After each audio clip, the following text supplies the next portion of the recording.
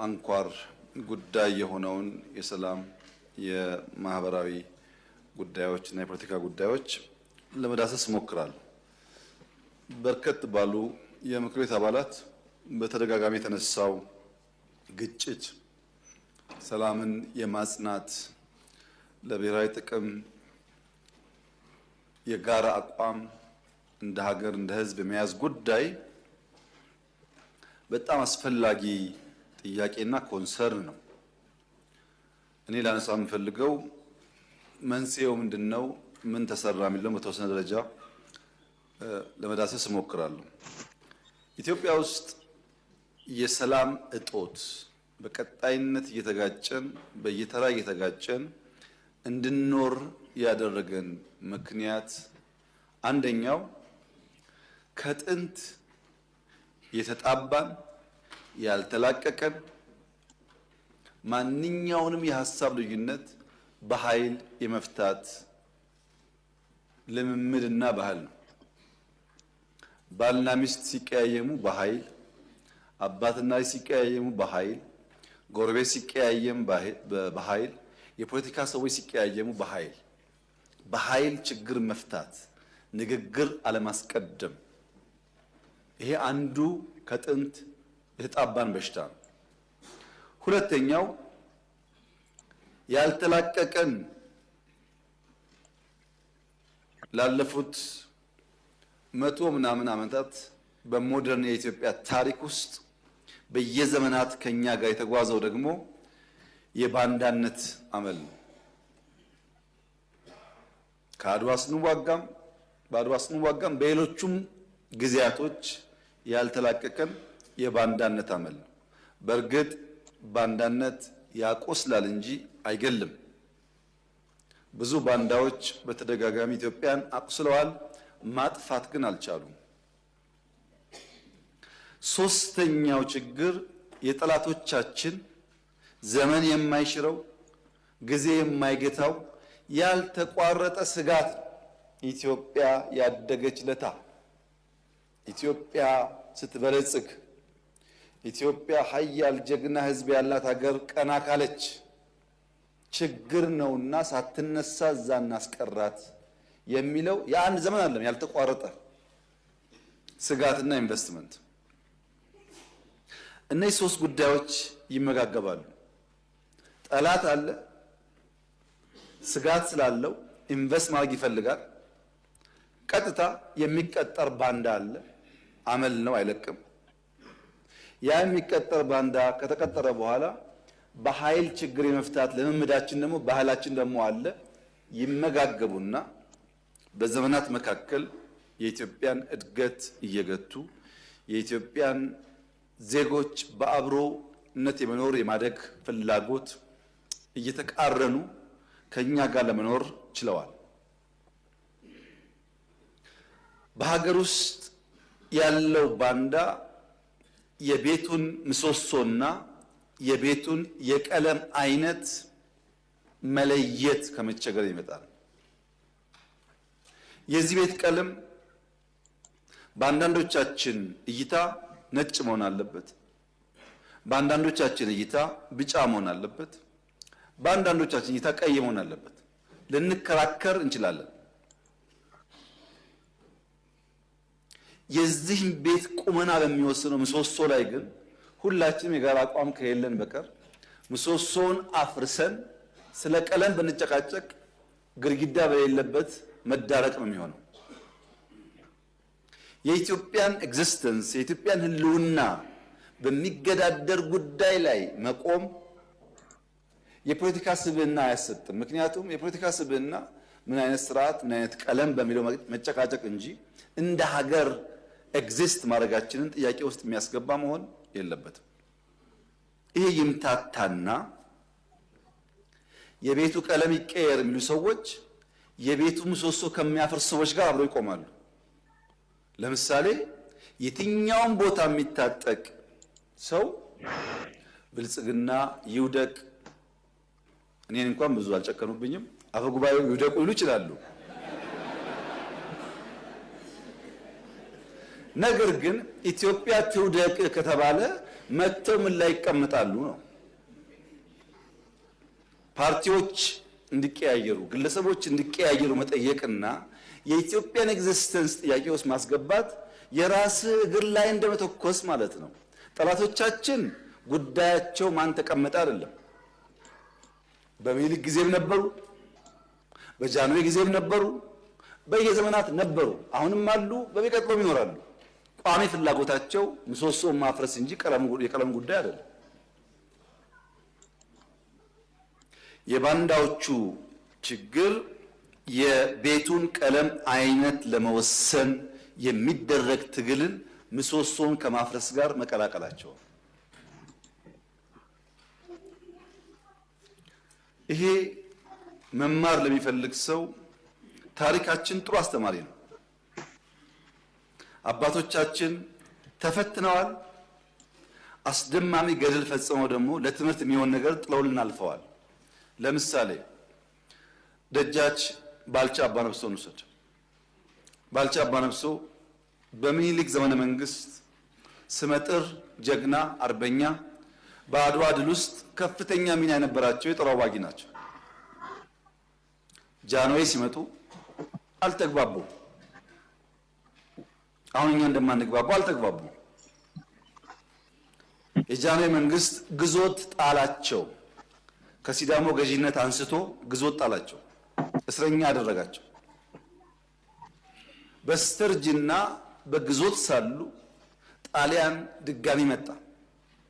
አድዋ ሄደው የተዋጉ ጀግና ድጋሚ ሲመጣ ሊያባብል ሲሞክር እኔ ጸቤ ከጃንሆይ እንጂ ከኢትዮጵያ አይደለም፣ ኢትዮጵያን ከሚወር ጋር አልቆምም ብለው በሁለተኛ ወረራ በስተርጅና ተዋግተው ሞቱ።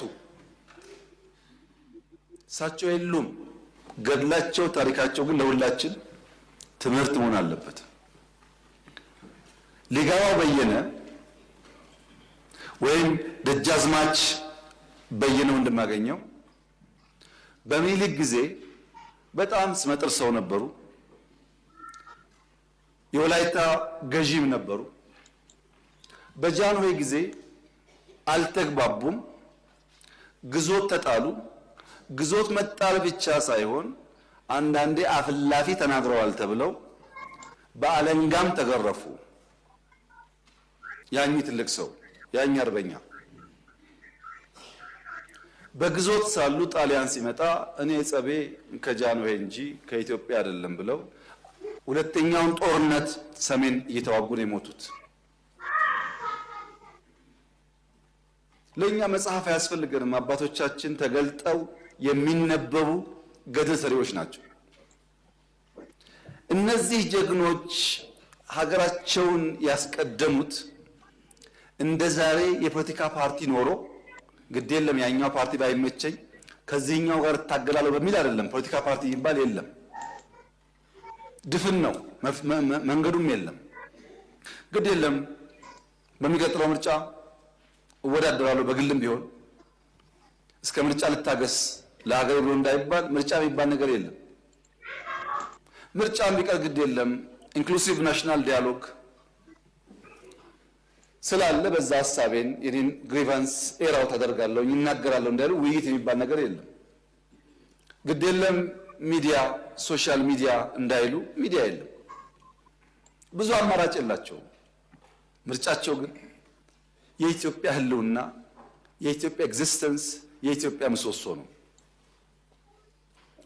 አሁን ያሉ ሰዎች የበጎች ጸብ ለነብሩ እንደሚመች ነብሩ ሁል ጊዜ የሚፈልገው በጎችን አጋይቶ በዛ ግርግር ውስጥ መጠቀም መሆኑን መገንዘብ እስካልቻሉ ድረስ ጥፋት ይመጣል። እዚህ ውስጥ ብዙ ጉዳይ ተነስቷል። ለምሳሌ የኛንና የኤርትራን ጉዳይ ላንሳ።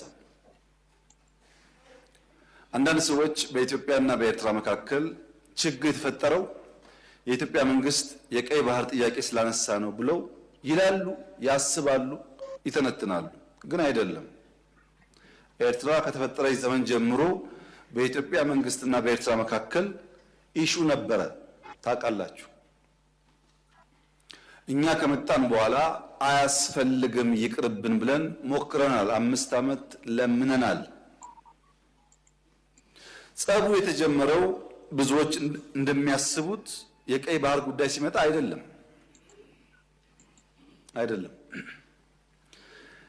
በትግራይ ውጊያ ሲጀመር የመጀመሪያው ዙር ውጊያ ሽሬ ካስለቀቅን በኋላ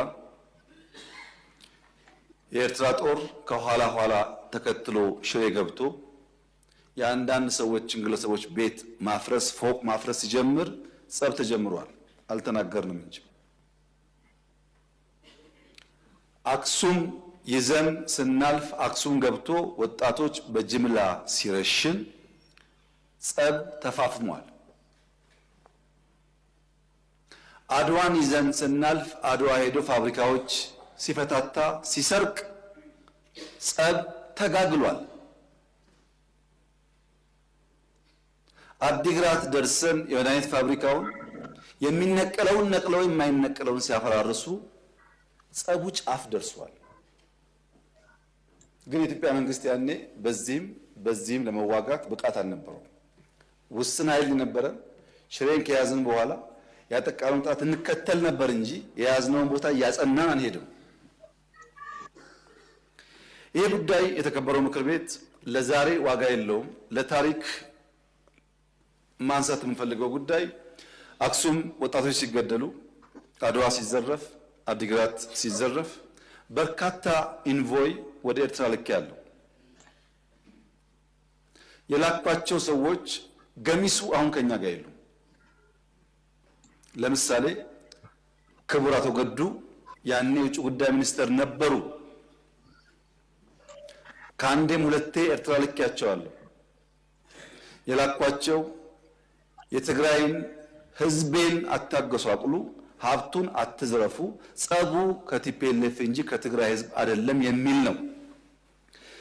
አቶ ገዱ አሁን እኛ ጋር የሉም፣ ግን ክር አላቸው፣ ህሊና አላቸው። ዛሬ ቢደብቁ በታሪክ ውስጥ ይወጣል።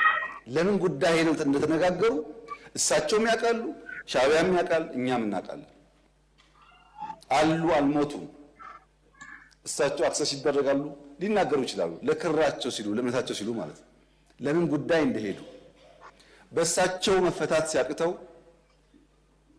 አቶ ደመቀ ልክ ያለው አቶ ደመቀ አሁን እኛ ጋር የሉም፣ በህይወት ስላሉ ለእምነታቸው ለሌላቸው ሊጠየቁ ይችላሉ። ለምን ጉዳይ እንደሄዱ ያውቃሉ።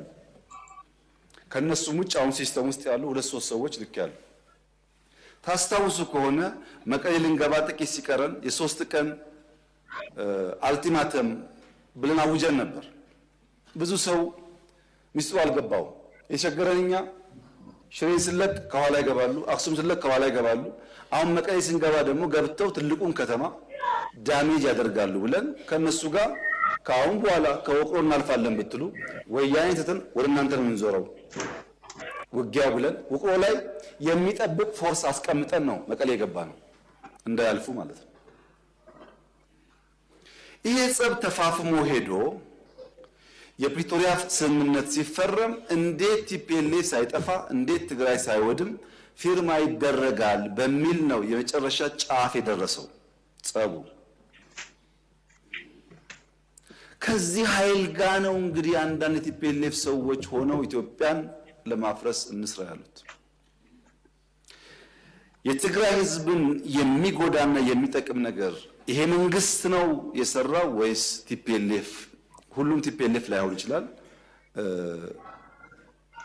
አክራሪ ቲፒኤልኤፍ በሚል ሊወሰድ ማን ነው የሚለውን ዛሬ ብዙ ኢሞሽን፣ ብዙ ፕሮፓጋንዳ፣ ብዙ ውሸት ስላለ ችግር የለውም። ነገ ግን ታሪክ ያወጣዋል።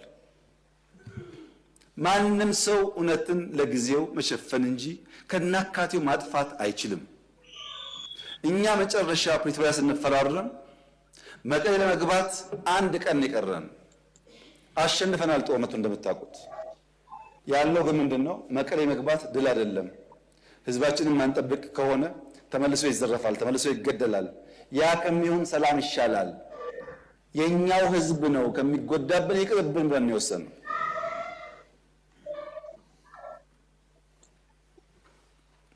ዛሬ የቲፒኤልኤፍ አንዳንድ ሰዎች ያላቸውን አቋም ሳይ ምን ያክል ህዝባቸውን እንደሚጠሉ ምን ያክል የህዝባቸው በደል እንደማያማቸው ነው የሚገባኝ። ድሮም ብያለሁ፣ አሁን ደግማለሁ። እኛ እውነት ስላለ በቅንነት ለህዝባችን ማገልገል ስለምንፈልግ ቲፎዞ ባይጮህ፣ ሶሻል ሚዲያው ባይጮህ፣ አክቲቪስቱ ባይጮህ እውነተኛው ፈራጅ ግን ስለሚያይ ማንም አያሸንፈንም። ማንም ቲፒኤልኤፍ በኤርትራ ወታደር ዘረፋ እንዳይካሄድበት ስንጠብቀው ኖረን አማራ ክልል ሲገባ ቲፒኤልኤፍ ያደረገው ነገር ያሳፍራል። ፋብሪካዎች አፍርሷል፣ ትምህርት ቤት አቃጥሏል፣ ባንክ ዘርፏል። የኢትዮጵያ መከላከያ ሰራዊት መቀሌ ነበረ በብቸኝነት ቲፒኤልኤፍን አባሮ ሻቢያን ሳያስገባ መቀሌ አንድ ቤት የፈረሰ አታገኙም። አንድ ቤት ቲፒኤልኤፍስ ቢሆን አማራ ክልል መጥቶ እንደዛ አይነት ነገር ማድረግ ነገ ለሚቀየር ታሪክ አስፈላጊ ነበር? እንደዚህ ያለው ኢትዮጵያን ያላስቀደመ ለጊዜ ድል፣ ለጊዜ ሳውንድ ባይት፣ ለሚዲያ ጫወታ የሚደረግ የፖለቲካ ስብዕና በዘላቂነት በራሳችን ህዝብ ላይ ጉዳት የሚያመጣ ብቻ ሳይሆን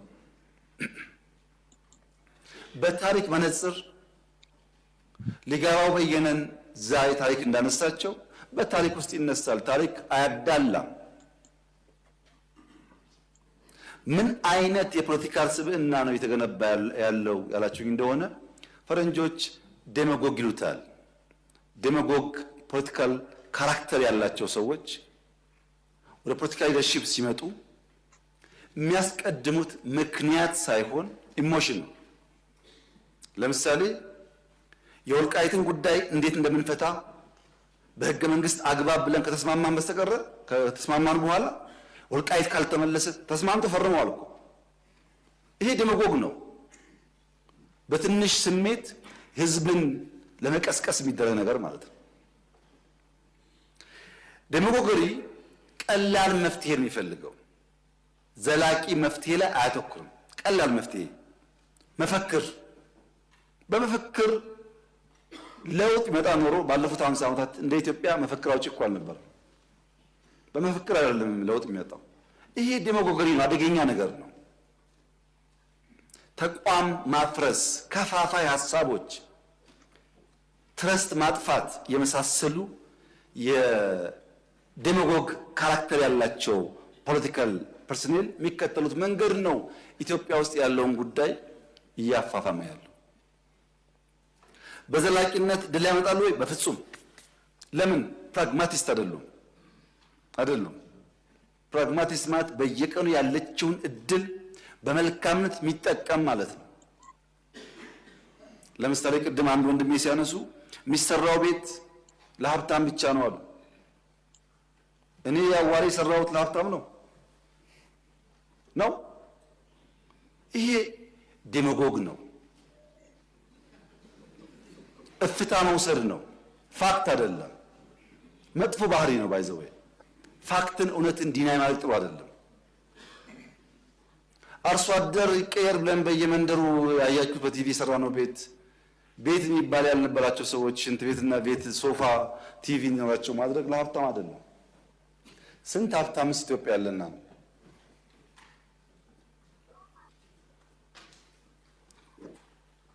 እንደዚህ ያለው የፖለቲካ ሂደት ኢትዮጵያ ውስጥ ጉዳት እያመጣ ነው። ለምሳሌ ሸኔ ምን አለ? እኛን እነዚህ አህዳውያን ናቸው፣ እነዚህ ሚሊካውያን ናቸው፣ እነዚህ ምናምን ናቸው፣ ከነዚህ ጋር ትግል ትክክል አይደለም ብሎ ጫካ ገባ። እኛ ዩኒቲ ፓርክ ስናስመርቅ ዩኒቲ ፓርክ ማስመረቅ ወንጀል ነው ብለው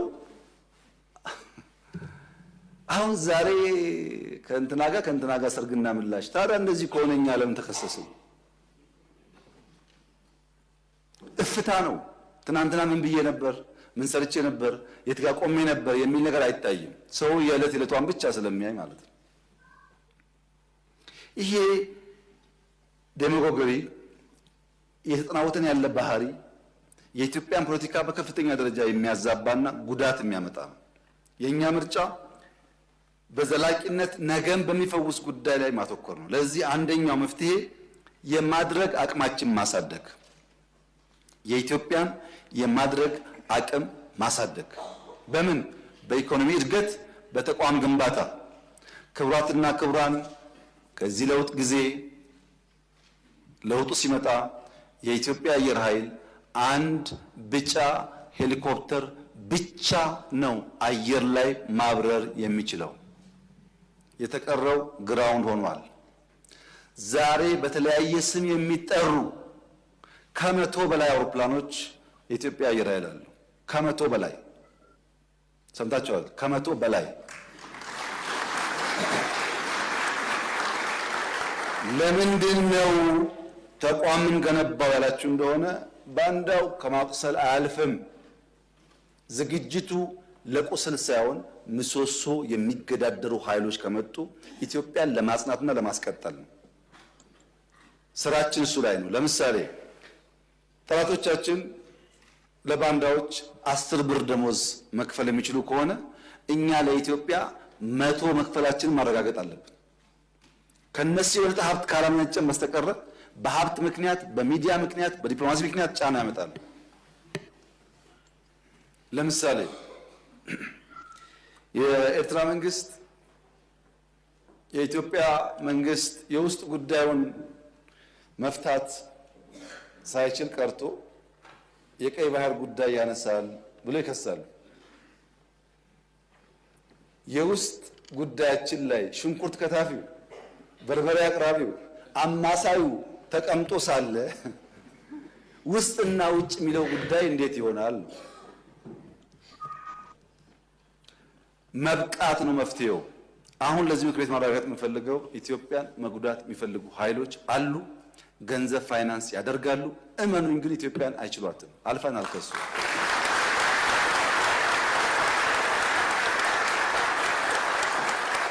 ገንዘባቸውን ያፈሳሉ፣ ይከስራሉ። እኛ እንቀጥላለን ጉዟችንን። በውስጥስ በውስጥ የውይይት በር ክፍት ማድረግ አለብን። ዛሬ ባንዳ የተባለ ሰው፣ ዛሬ ከኢትዮጵያ ተቃርኖ የቆመ ሰው ልብ ገዝቶ በቃኝ ካለ ሁሌ ክፍት መሆን አለብን።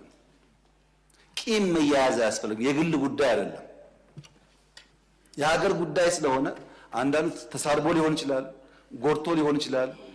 ልቤ ታድሷል፣ አእምሮዬ ተቀይሯል ካለ በራችን ክፍት መሆን አለበት። ይቅር ለማለት አላደረግንም። እኛ ይሄ ከእስር ቤት ጀምሮ ስንቱን ይተው ነው። ለምን? ኢትዮጵያ አይተኛ ጉዳያችን ስም አይደለም፣ ጉዳያችን ስድብ አይደለም። ኢትዮጵያን የሚጠቅም እስከሆነ በይቅርታ ለማለፍ ዝግጆች ነን። በዚህ ደግሞ በጣም በርካታ ሰዎች በአፋር፣ በቤኒሻንጉል፣ በኦሮሚያ፣ በአማራ በጣም ብዙ ሰው እየተመለሰ ነው።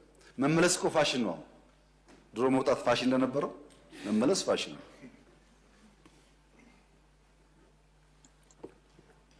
ማንም ሰው ለሰላም ዝግጁ እስከሆነ ድረስ ለመወያየትና ለይቅርታ ዝግጁ መሆን ያስፈልጋል። ለኢትዮጵያ ሲባል